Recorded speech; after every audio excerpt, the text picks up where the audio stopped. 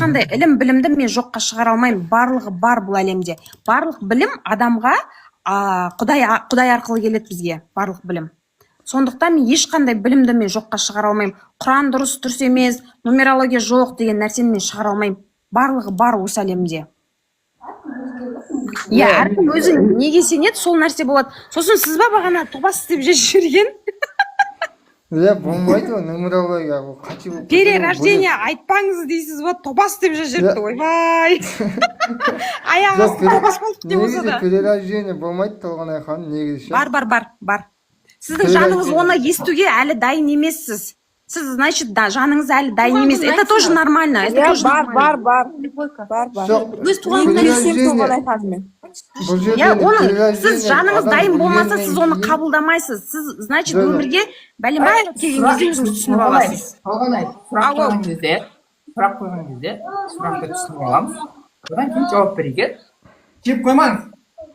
Мен адамдарды жеп қоймаңыз. Ақтияр, не жазып жатсың? Ойбай, мұғалімдісің ғой.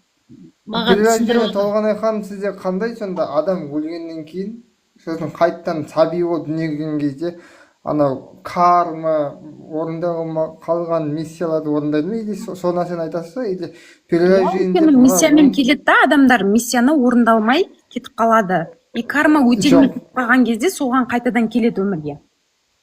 Бірақ ол сразу қайтып келмейді өмірге. Сразу қайтып келмейді. Ол ана жақта тоже опыт жинайды. Бір определенный уақыт сол жақта опыт жинап, Құдайдан қайтадан договормен қайтадан сөз беріп, обещание беріп, договорға қол қойып келесіз. Енді мен бұндай теманың бәрін мен уже 6 жыл болды ғой мен зерттеп жатқаныма. Енді бұл жерде Құран нәрсе, нумерология, мына сіз айтып жатқаннан жоғары тұрады ғой, негізінде, ақиқатында. Құранды үшті санаға. Мен айтып алайыншы, айтпесе мен эфирден шығып кете беремінші, мен өзінің сөзін до конца сөйлегеннен кейін барып сіз сөйлесеңіз, сөзімді бөлдіңіз ғой, мен до конца айтып жүремін өзім мнениемді. Бұл енді дебат қой, қырылғанда емес, просто әркім өзінің пікірін айтсын. Енді мен Құранды оқыдым, хабарым бар. Адам өлгеннен кейін бардақ әлемінде ожиданиеде жатады ғой, оның бәрін білеміз, дін жолында жүргендер біледі. Бірақ перерождениеде Алла тағала қайтадан жердің бетіне жібермейді. Адамның даже отпечаткасы ешкімге ұқсамайды ғой, миллиард халық болса да ше. Сол себепті адам баласы уже өлгеннен кейін бардақ әлемі, одан ары қарай уже бұл дүниеге қайтып келмейді. Ана әлмесақтан бері біз айтады ғой көбісі. Ана европалықтар кәпір, америкалықтар кәпір, қытайлар деген атеист деп. Негізі біздің түп тамырымыз мұсылманбыз да, өйткені Алла тағала бізді жаратты ғой топырақтан. Біздің әлмесақтан бері мұсылманбыз, жердің бетіне келген кезде просто адам өздерін мұсылман деп айтпай, Құдайды танымағандықтан. Енді сіздің Толғанай ханымның перерождение дегенің мен екі мысалын келтіре аламын. Мысалға, перерождение деген жаңағы біреуіне келіспеймін, екіншісіне келісемін. Бірінші келіспейтінім адам сәби кезінен бастап қарт шағына келіп қайтып болғаннан кейін мен бұған қайтып дүниеге келеді деген келіспеймін.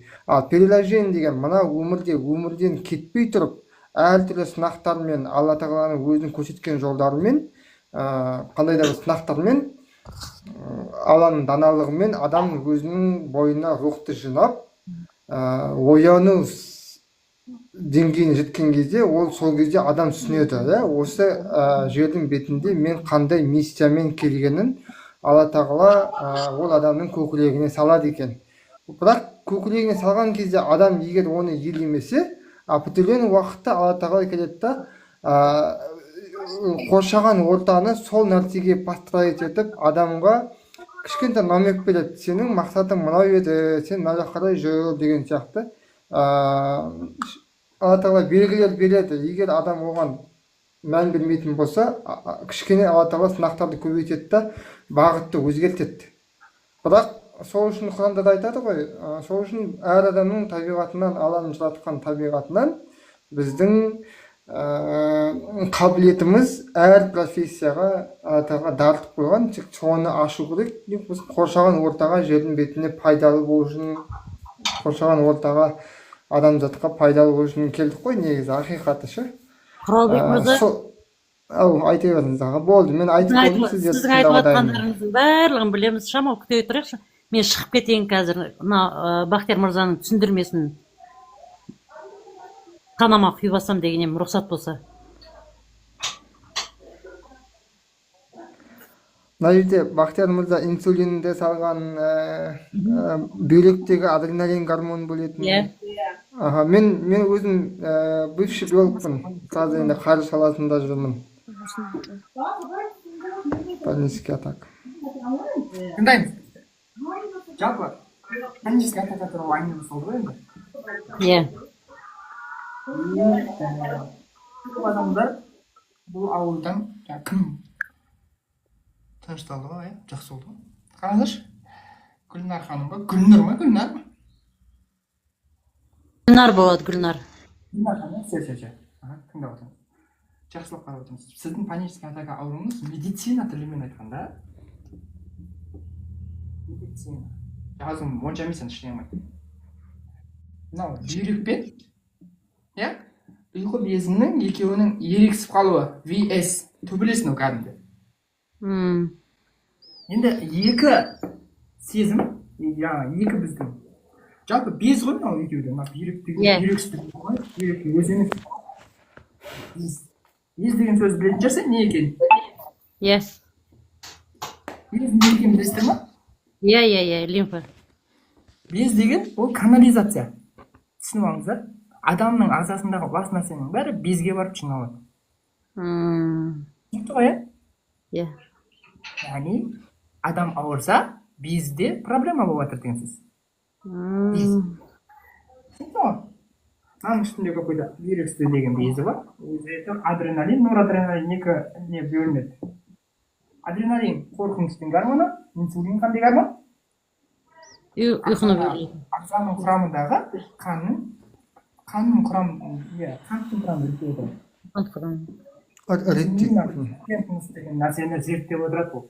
В общем, нормамыз 3-те 5-те 5 емес қой, қант. Бұл болса қант зерттеп отырады. Түсіндіңіз ба? Иә. Ұйқы безінің түпкі мақсаты қандай? Жалпы неге бұл байқұс асқазан асты без деп айтылады орыстарда. Сондай бірдеңе железа деп айтпайды орыстар. Неге бұны ұйқы без дейді қазақта? Ас қорытпайды ма? Ас қорытуға көмектесетін несін бөліп отырмай ма? Ас қорытуға көмектесе болады, ұйқы деп аталмайды. Неге ұйқы безі деп аталады? Ұйқы безінің аты неге ұйқы безі? Осындай сұрақ қойып көрдіңіз бе өзіңізге? Ұйықтауға көмектесетін шығар. Ұйықтауға көмектесетін шығар. Ұйықтауға көмектесетін единственный безіміз бар, ол бауыр. Бауырдың температурасы түсіп кетсе де ұйықтай алмайсың, қатты ыстық болып кетсе де ұйықтай алмайсың. Бауырдың температурасы ровно 36-6 болып тұрса ғана ұйықтайсың. Енді не ұйқы безі? Мынау вообще асқазанның астында тұратын нәрсе. Мынау асқазанның ағзасы бүйрек. Бүйректің үстінде бір без бар. Жалпы сіздер бұлардың миссиясын, жаратылыс мақсатын түсініп алыңыздар да, бұлардың. Сол кезде кішкене түсініктірек болады.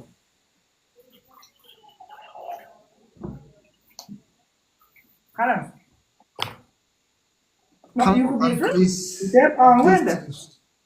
Ұйқы безі, жақып түсіңіз. Сіздерге ана зеркальдеп көрсетті ма, нақты көрсетті ма? Иә. Енді дұрыс көрсетіп отыр. Болды, әдемі. Ұйқы безі деп аталатын себебі бұл сахарный диабетке апаратын ауруда. Сахарный диабет қатты болып кетсе, ағзаға қатты батады ғой. Сол үшін мына біздің ағзамыз кома бар ғой? Соны қосады. Кома деген адамның ұзақ уақыт ұйықтап кетуі. Иә. Түсіндіңіз ба? Иә. Оның қызметіне комаға алып бару. Түбінде егер ұйқы безінде проблема бар деген сөз, значит сен түбінде комаға барасың, немесе сахарный диабетпен ауырасың. Сондай бір белгі. А сезімдерге келетін болсақ, әрбір безде немде гормон ғой, енді химия ғой, дұрыс па? Әрқайсысында химия болады. Химия деген оның көңіл күйі, немесе адамның бойындағы сезімі. Ұйқы безі ауыратын адамның бірінші проблемасы ол ішінде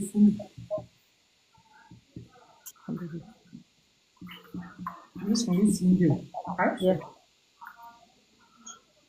Ешкімнің ішіне кіреміз, давай кеттік. Ешкім.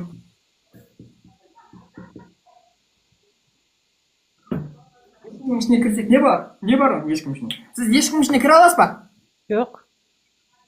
Сіз ешкім ішіне кіресіз ғой, мысалы үйде ешкім жоқ десем, сіз де жоқсыз деген сөз. Или сіз бір өзіңіз ешкімнің сыртындасыз ба? Көрдіңіз ғой, Иә. Ал адамдарды да алып тастайық, жаратылысты да алып тастайық, жаратушыны қосайықшы.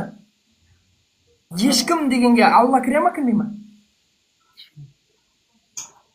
Кірмейді Алла.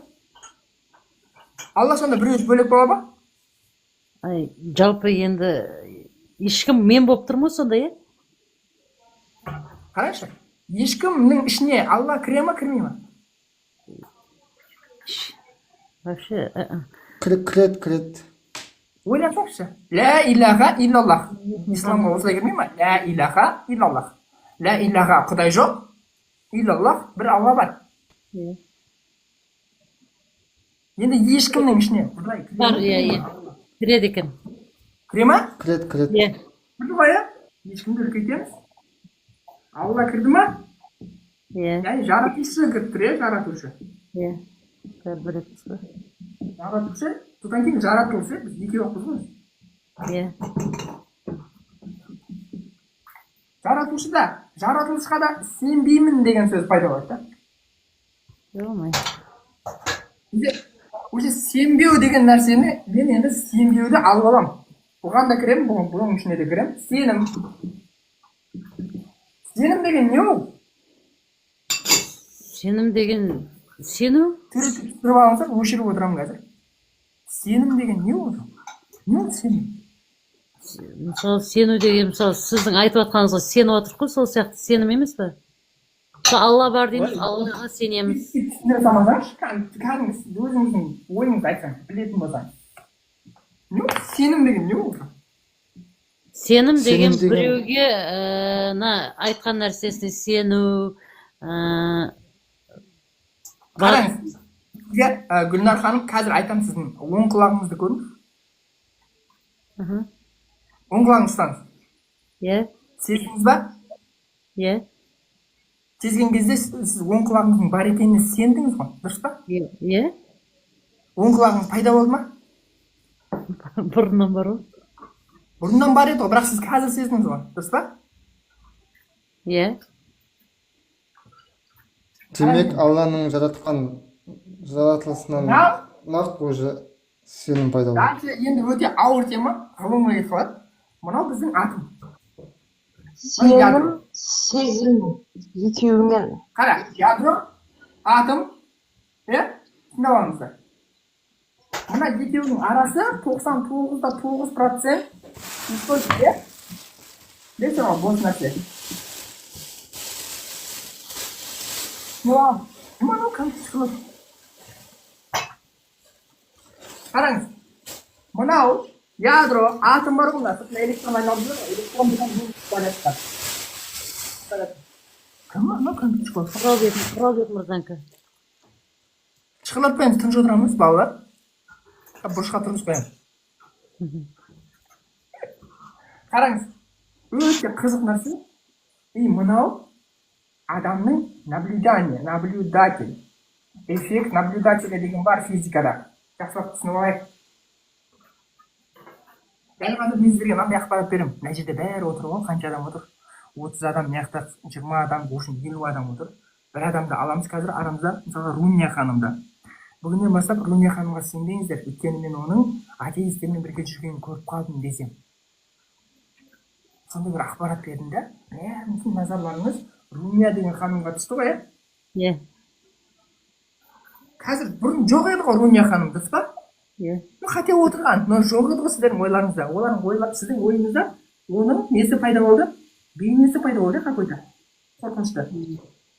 Мысалы, коронавируста да сондай ғой. Коронавирус деген ауру бар, и адамдардың бәрі содан қорқу керек. Сендер маска кию керексіңдер, деп жүрді. И барлығы сол маскаға сенді. Хотя метр полтора, 1,5 метр ғана қашықтық деді. Сонда 1,5 метрді шынымен адамдар есептеп, сол шынымен де соған сенді. түсіндіңіздер ма? Иә. Сенген кезде не пайда болды? Энергия пайда болды да. Қараңызшы. Егер мына атом ядроны айналмаса, яғни электрон ядроны айналмаса, иә? Сіз мына жерде наблюдательсіз ғой? Көріпші. Сіз егер бұны көрсеңіз, мына нәрсе өзін айналады да сізге көрінеді. Қараңыз.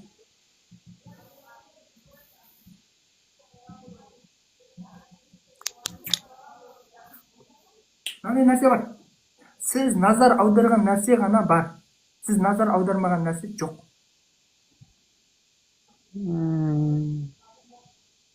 Яғни сіздің бір нәрсеге сенуіңіз, сіздің оған назар аударғаныңызды білдіреді. Эффект наблюдателяда интернеттен іздеңіздер, физикада бар нәрсе.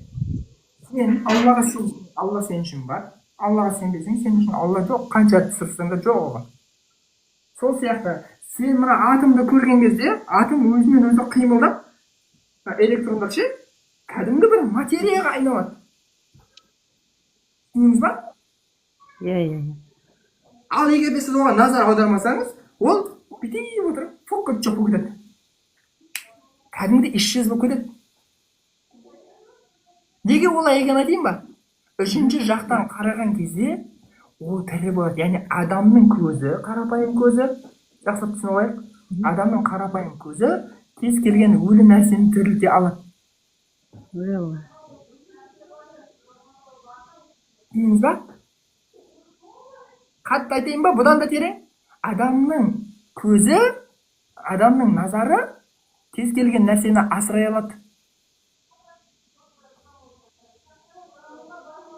Мысалға, жындарды асырайды ғой.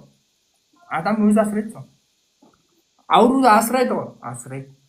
Өзіндегі проблеманы асырайды ғой. Асырайды. Қарызды асырайды ғой. Асырайды. Түсіндіңіз ба? Адам не нәрсеге қатты сенеді, сол нәрсе оған әсер ете алады. Еще ол нәрсе бар оның өмірінде. Жаңа айттым ғой, оң құлағыңды көрген кезде сенің оң құлағың пайда болады. Сен оң құлағың жоқ сияқты жүресің. Түсіндіңіз ба? Яғни сенім деген нәрсе сіздің оған бөлген вниманияңыз арқылы ол пайда болып тұр. Осы жерге дейін түсінікті ма? Иә. Түсінікті.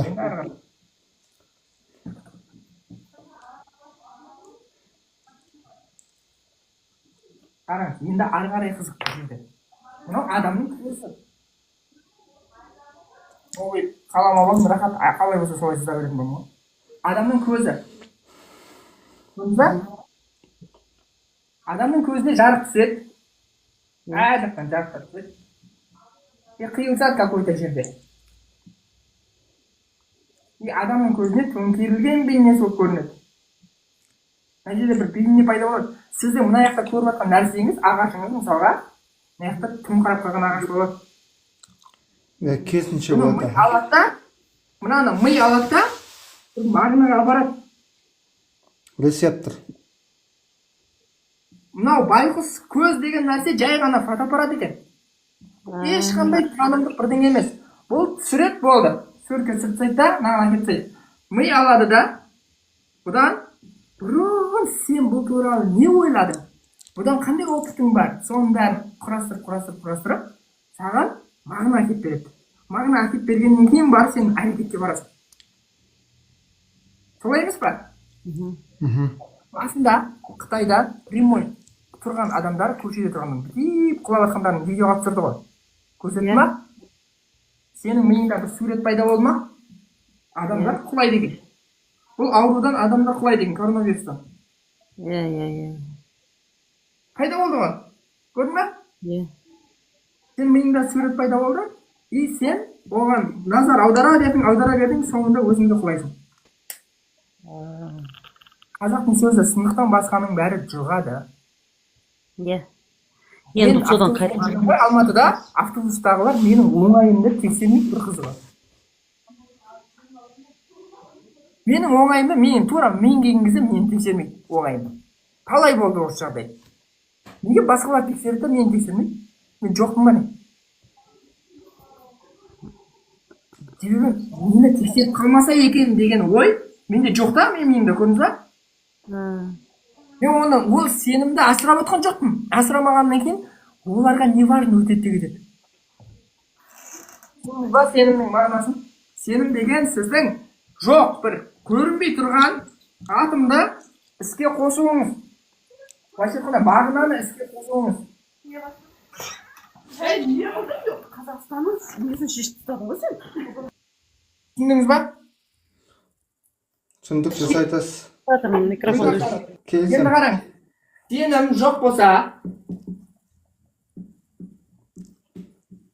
сенім жоқ болса,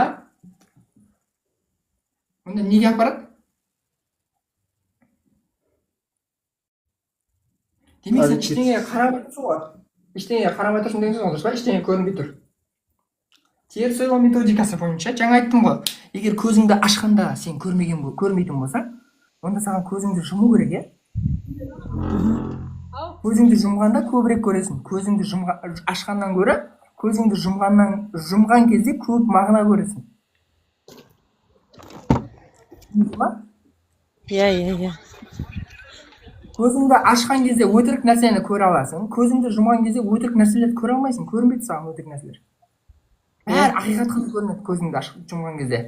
Яғни саған ақиқатты көрсету үшін сенің көзіңді жұму үшін ұйқы безінің ойлап тапқан ауру ол. Кома деген.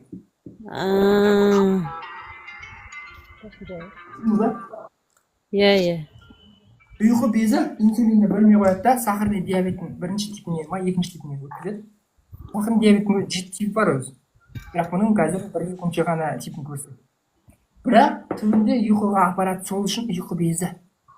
Ұйқыға вообще қатысы жоқ, просто комаға қатысы бар. Неге ұйықтатайын деп жатыр, білесіз ба? Өйткені когда сіз ұйықтайсыз, адамның көзі жұмылады ғой. Сол кезде байғұс сол ақиқатты көре бастайды. Түсіндіңіз ба? Иә. Ақиқатты көре бастайды да сөйтіп өзіне сенімді басынан пайда қылады. Bir нәрсеге сене бастайды. Оказывается, бір нәрсе бар екен ғой, бір нәрсе бар екен ғой деген сияқты ше. Иә. Яғни Алламен байланыс полный үзілді ғой. Менде сонда Алламен байланыс үзіліп тұр ғой, Әлі үшінші шығаруға аспан мен сізге түсіндірген ғой. Алламен байланыс үзілді. Бірақ толық үзілмейді ғой. Какой-то час біз па, Қараңыз, Алламен байланыс үзілді деген нәрсе мынау Алла туралы білім болса, иә? Несі? Мұхит деп ой? Ана қолыңыз қысқармасына итеріп жібересің. Қараңыз, мұхит қой. Алла туралы білім мұхит па? Үлкен өзендер оған әртүрлі алаптар қосылып отыр ғой. Сол сияқты мына жақта сіздің Алла туралы сеніміңіз ғана өшеді, бірақ общий Алла туралы сенім өшпейді. Точно айттым. Какой-то Мысалы, час. аспандағы күнді жоққа шығаруға болады, бірақ саған ғана болады да ол, бірақ басқалар оны көре береді. Түсіндіңіздер ма?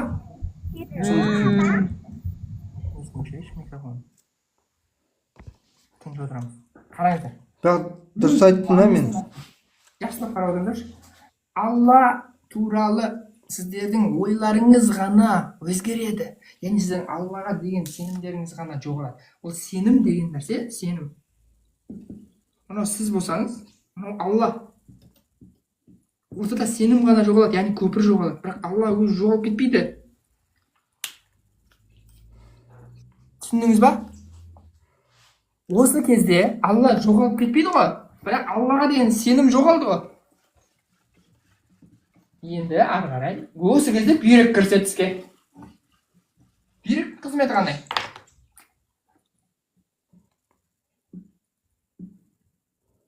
Бүйректің қызметі не ол? Фильтрлейді ғой. Ана лимфа ченжелінен шыққан ағзадағы токсиндерді сосын нені сүзеді ғой. Кіші дәреттерді сүзеді ғой. Сұйық қанның құрамындағы. қанды зәрге қанды айналдырады. зарға айналдырады. Өткен зарға айналдырған кезде қанның... Ол фильтрден өткен қан. Естеріңде болсын. Аха. Қанды зәрге айналдырады, бітті. Аха, дұрыс. Жақсылап түсініп аламыз.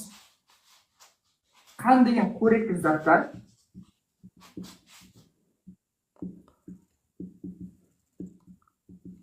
Зәр деп отқанымыз әшейін тұз. Түсініп алыңыздар осы жерге дейін.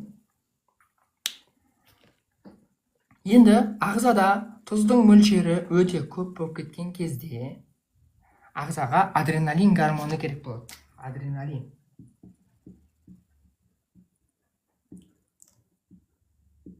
Адреналин не үшін керек? Қорқыныш гормоны. Қорғаныс. Қорқыныш гормоны. Қорқынышқа, қорғану үшін. Ал қорқыныштың шығуының, яғни қорқыныш біреудің баласы деп қарайтын болсақ, қорқыныштың әкесі кім? Көз, сезіну. Білімсіздік. Білімсіздік. Білімсіздік. Білімсіздік. Егер сен білетін болсаң, қорықпайсың. Білмегеннен кейін ғана қорқасың, солай ма? Иә. Адам өлімнен қорқпайды, өлімнің ар жағында не болатынын білмегеннен қорқады. Адам суға батып кетуден қорқпайды, ар жағында тағы не болатынын қорқады. Яғни адам қараңғыдан емес, қараңғының ар жағындағы түсініксіз нәрседен қорқады. Адам түсінбеген нәрсесінен ғана қорқады, естеріңізде болсын. Мысалы, жын туралы біреу ақпарат алып алсаңыздар, оны сіздер түсінбеген болсаңыздар ғана қорқасыздар, түсінетін болсаңыздар, сіздер оның қорқудың қажеті жоқ. Сол сияқты өлім туралы ақпараттар, неше түрлі ақпараттар бар. Яғни адреналин гормонының главный мақсаты сізге білім ал деп тұр, болды. Суға секірдің, судан қорқасың, себебі судың ішінде не болатынын білмейсің. Ал егер адам денесі шынымен де суға батпайды, тығыздығы 2 түрлі деген ақпарат сенде болса, одан өмір сүруге болады деген ақпарат болатын болса, сен одан суға секіре бересің. Яғни сенде білім бар, сенде қорқыныш жоқ. Сенде қорқыныштың келуі просто білім ал деген сөз. Түсінікті ме? Иә. Енді ұйқы безі айтып жатыр. Көзіңді жұм. Көзіңді жұм. Ақиқатты көр. Ақиқатты көр. Анау керек болса білім ал деп жатыр. Болды. Міне паническая атаканың емі. Паническая атака тек қана естіп айтып отыр, бітті. Басқа жоқ. Маған келген кез келген адам осылай жазылып отыр, бітті. Кез келген жаңа білім, рухани білім, паническая атакадан шығуға көмектеседі. Менің именно теріс ойлау сабақтарым прямой көмектеседі. Неше түрлі адам келген, неше түрлі адам именно осыдан жазылып отыр. Менің өзім содан жазылғам. Яғни түсіну керек нәрсе, бұлардың түпкі мағынасында не қалап жатыр бізден? Соны түсіну.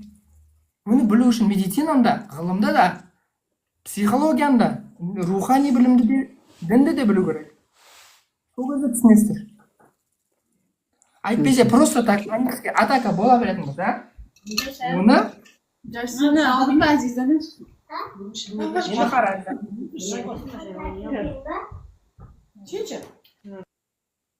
Адам назар аударған нәрсесін не істей алады екен? Басқара алады. Тірілте алады, е? Тірілте алады, аха. Айттым ғой. Адам назар аударатын нәрсесін тірілте алады. Ал тірілткен нәрсесін үлкейте алады, есіңізде болсын. Яғни сен қарыз туралы ойласаң, қарыз сенің алдыңда былай көрінеді. Мына сенің көзің, міне, артындағы тауды көрсетпейді. Көрдіңіз? Міне, сен не туралы ойлайсың, оны көзің алдыңа әкелесің деген сөз ғой. Сен көз алдыңа әкелдің, ол үлкейді да уже. Сен енді панический атакамын деп оны әдемілеп тұрып айтып жатсың. Толық әріптерін қатесіз айтып жатсың. Мағына мән беріп, еще эмоциямен айтып жатқан кезде ол не істейді? Мындай бір нәрсе болады, мынау сенің көзің. Мынау сен шақырып болады. Назарың көп болған сайын. Сенің көретін нәрсең мынандай. Міне, сенің көретін нәрсең мынандай. А мынау не жақта? Көрсетпейді. Өйткені назарың сол нәрсеге фокус қатты болса, ол саған көз алдың үлкен болып көрінеді да, ар жақтағы мүмкіндікті көрмейді ғой.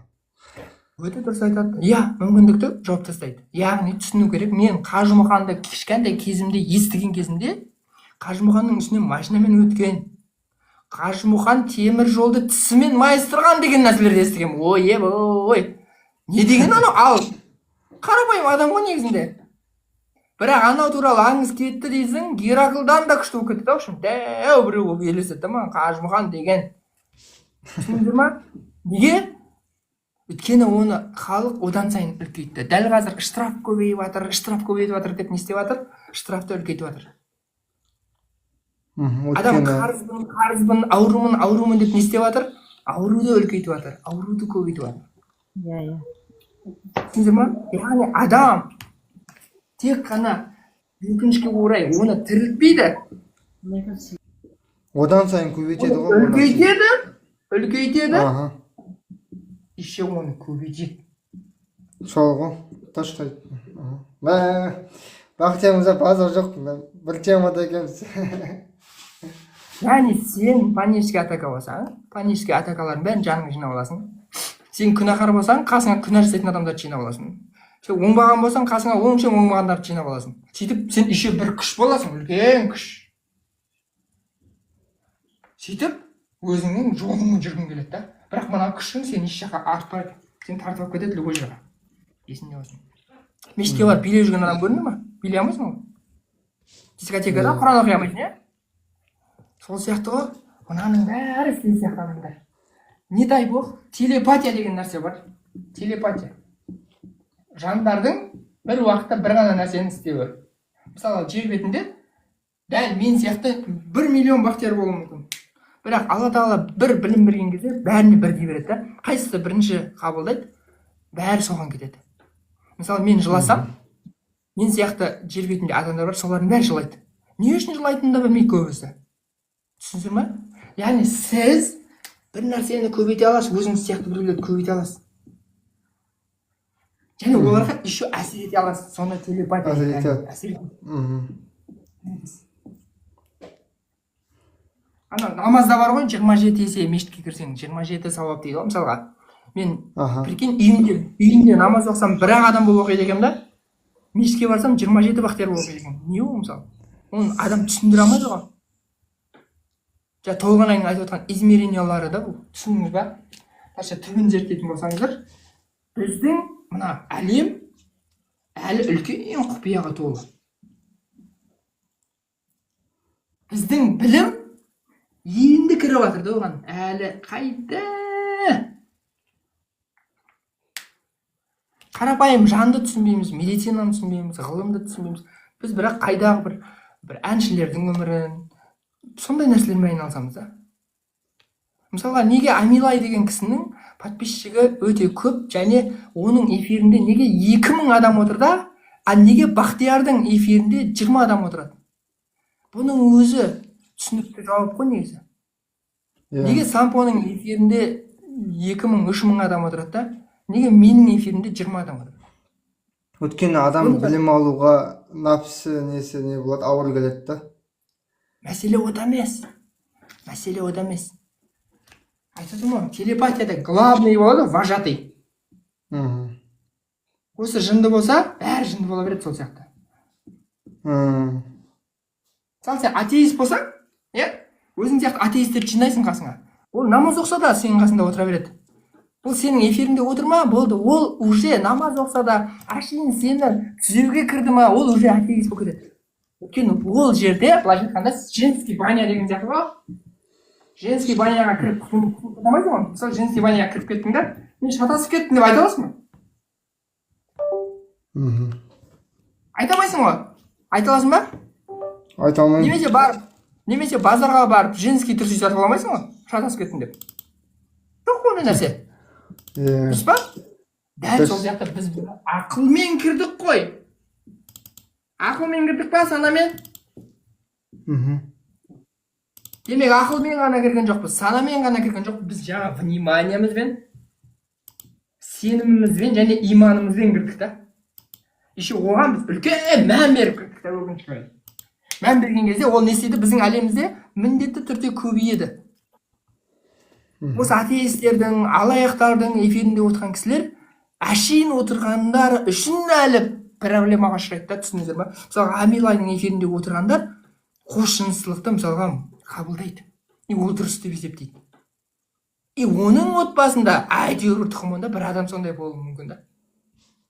Бұл ойнайтын нәрсе емес, достар. Адам Алланың ғажайып жаратылысы, осыны түсініп алыңыздаршы. Адам любой нәрсені көбейте алады. Любойын көбейте алады, естеріңізде болсын. Не көріп жатсың, соны көбейтіп жатсың. Не көріп жатқаныңа мән бер деп жатырмын. Түсіндіңіздер ма? Осы нәрсені түсіндіңіздер, сіз жаңағы проблемадан әшейін шығып кетесіздер. Жауап түсінікті болды ма? Иә. Бақтияр мырза, мысалы мынандай да, сізге егер сабағыңызды алып неғылсам түсіне аламын ба? Осы сияқты. Сосын мен бұдан жерде тек 5% өткені қанша халыққа общий 5% білім беру керек та, өткені бәрін берсең көтер алмайды. 5% білім. Негізгі білім сабақтың ішінде, сабақты алу керек қорықпай. Жоқ, мен сен уақытыңды жоғалтып жатырсың. Өкінішке орай, иннал инсанна лафи хуср аятта айтылады. Иннал инсанна лафи хуср. Алдында уәл аср деп тұр. Уәл аср деген не ол?